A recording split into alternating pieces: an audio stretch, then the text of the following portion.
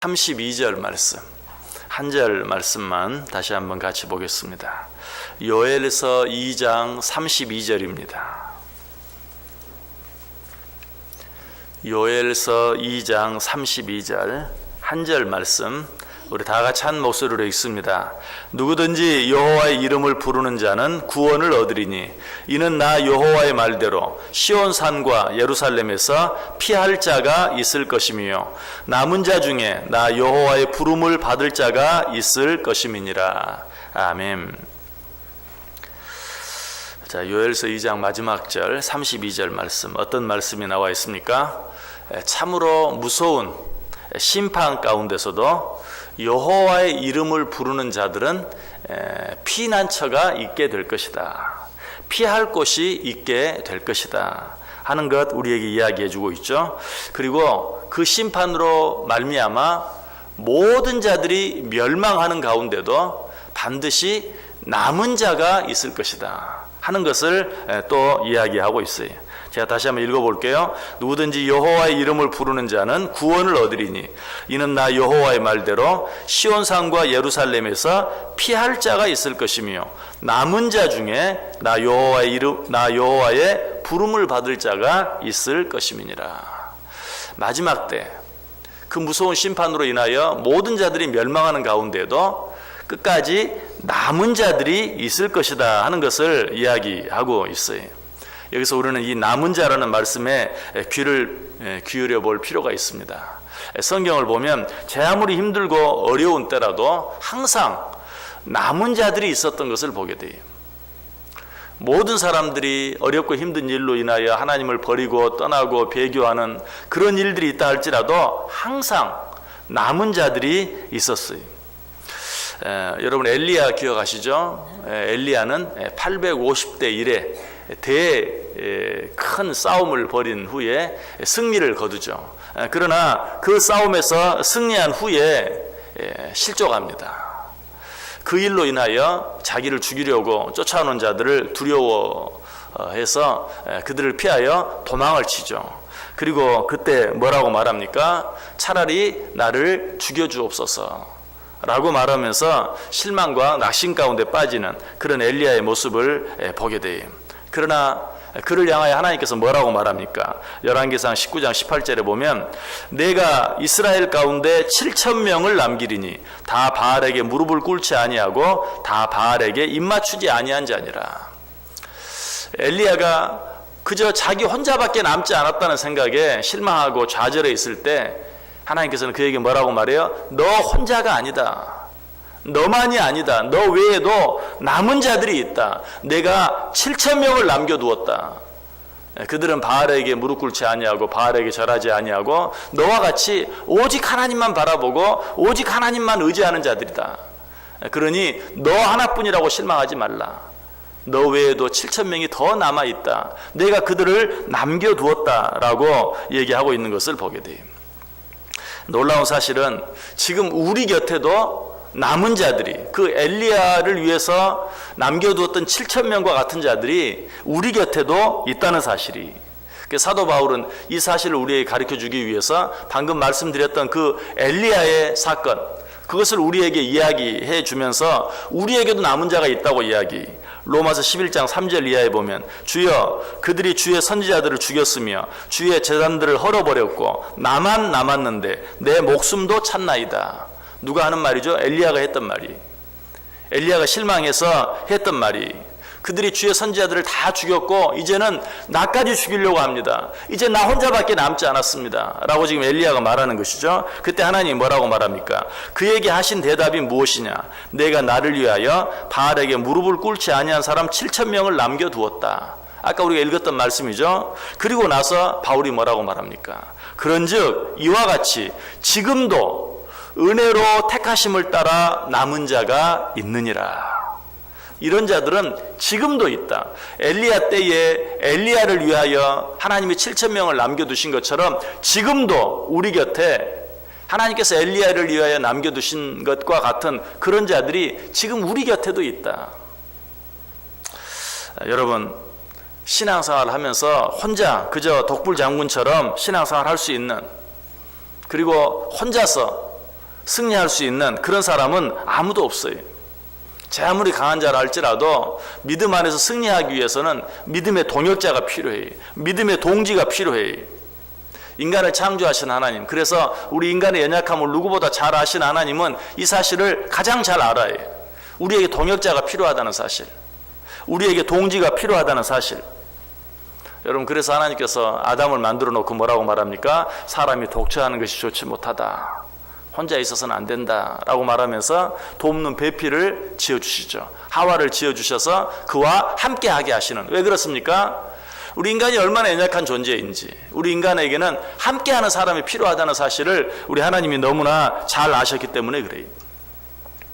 모세가 이스라엘 백성들을 인도하면서 그 많은 이스라엘 백성들을 혼자 재판하느라고 땀을 뻘뻘 흘리죠. 그때 하나님께서 어떻게 합니까? 그 장인 이드로를 보내서 네가 하는 일이 옳지 못하다, 너 혼자 어떻게 이 일을 다 할 수 있겠느냐, 지혜로운 사람들을 세워서 너와 함께 너를 도와 이 일을 하게 하라. 여러분, 비록 이드로를 통해서 주신 말이지만 하나님께서 당신의 사랑하는 자 모세에게 주시는 말씀이죠. 너 혼자 이 일을 다 하려고 하지 마라. 서로 나누어서 함께 이 일을 감당하라 라고 말하죠. 또 다윗이 힘들고 어려울 때도 하나님께서는 어떻게 합니까? 이때라든지 사독이라든지 아비아달이라든지 후세라든지, 그리고 우리가 너무나 잘 아는 요나단 같은 사람을 다윗에게 붙여주심으로 말미암아서 다윗이 혼자라고 느껴질 만한 그런 때라도 그들과 함께함으로 말미암아 그 모든 어려움, 그 모든 외로움 가운데서 벗어나서 궁극적으로는 승리하게 만들어주시는 그런 하나님의 모습을 보게 돼요.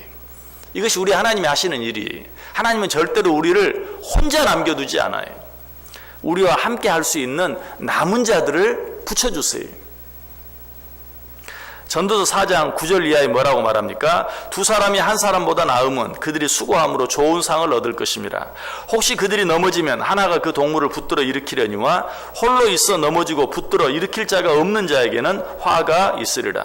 또 두 사람이 함께 누우면 따뜻하거니와 한 사람이면 어찌 따뜻하리야. 한 사람이면 패하겠거니와 두 사람이면 맞설 수 있나니 세 겹줄은 쉽게 끊어지지 아니하느니라. 한 사람은 패할 수밖에 없다. 한 사람만 있으면 절대로 따뜻할 수 없다. 한 사람만 있으면 이길 수 없다. 그러나 두 사람이 함께하면 견딜 수 있고 싸울 수 있고 이길 수 있다. 삼겹줄은 절대로 쉽게 끊어지지 않는다. 하나님은 이 사실을 알아요. 그래서 하나님께서는 어떻게 하신다고요? 우리를 혼자 있게 내버려 두지 않으신다. 항상 우리를 도울 수 있는, 우리와 함께 할 수 있는, 우리를 위로하고 격려하고 이렇게 세워줄 수 있는 남은 자들을 두시고 그런 자들을 우리에게 붙여주신다. 여러분, 이 사실을 통해서 우리가 제일 먼저 얻어야 될 교훈은 무엇일까요? 우리가 때때로 이 죄악 가운데서 하나님을 알지 못하는 자들이 훨씬 더 많은 상황 가운데 살아갈 때 외로움 가운데 처할 때가 있어요. 정말 나 혼자뿐인 것처럼 느껴질 때가 있어요. 사람들이 나를 비난하고 핍박할 때가 있어요. 우리가 신앙생활을 잘하려고 하면 이런 일들은 더 많아요. 그러나 그런 때라도 우리는 뭘 기억해야 돼? 나뿐만이 아니다. 나와 같은 자들이 더 많이 있다. 또 나를 위해서 기도해주고 나를 격려해주고 나를 도와줄 그런 많은 자들이 있다. 하나님께서 그런 자들을 반드시 남겨두셨다. 어떤 경우라도 나는 혼자가 아니다 하는 그런 사실, 그런 믿음을 우리가 가질 수 있어야 돼. 그런 믿음으로 말미암아 어때요? 위로를 받고 다시 한번 힘을 낼 수 있어야 돼. 엘리야가 실망하고 낙심하고 좌절하여 있을 때 아니다, 너 혼자가 아니다.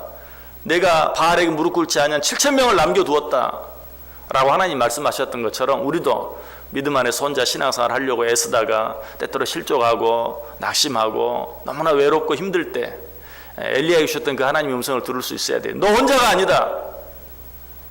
너와 같은 자가 7,000명이 더 있다. 염려하지 말라. 두려워하지 말라. 그들이 너와 함께 할 것이요, 그들이 너를 위해 기도할 것이요, 그들이 너를 도울 것이다 라는 그런 하나님의 음성을 우리가 들을 수 있어야 돼. 그런 일들 앞에서 우리는 실망하거나 낙심하면 안 돼. 특별히 믿음 안에서 말씀 안에 살기 위해서 애쓰다가 핍박을 당할 때, 욕을 당할 때, 우리는 더욱더 그런 일을 당하는 자가 나 혼자뿐이 아님을 알아야 돼. 마태복음 5장 10절 이하에 보면 어떤 말씀 나오죠? 의를 위하여 박해를 받는 자는 복이 있나니 천국이 그들의 것임이라. 나로 말미암아 너희를 욕하고 박해하고 거짓으로 너희를 거스려 모든 악한 말을 할 때에는 너희에게 복이 있나니 기뻐하고 즐거워하라. 하늘에서 너희의 상이 큼이라. 너희 전에 있던 선지자들도 이같이 박해하였느니라. 너 혼자가 아니다. 이전에 정말 믿음 안에 살았던 위대한 믿음의 선지자들도 네가 당한 그런 일들을 다 당했다. 그러나 그런 자들이 지금은 없다는 거예요. 하나님 나라에서 하나님의 큰 상을 받고 있다. 너희들 절대 실망하거나 낙심하지 말라라고 우리를 격려해 주시는 것이죠. 여러분, 어떤 경우라도 우리는 혼자가 아니. 하나님은 어떤 경우라도 우리를 혼자 내버려 두지 않아요.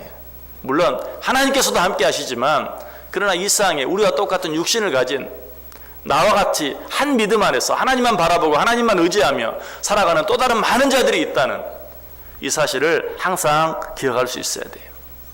자, 무엇보다도 오늘 이 말씀을 통해서 우리가 얻어야 될 또 한 가지 교훈은 무엇입니까? 나 자신이 그런 남은 자가 될 수 있어야 된다는 사실이.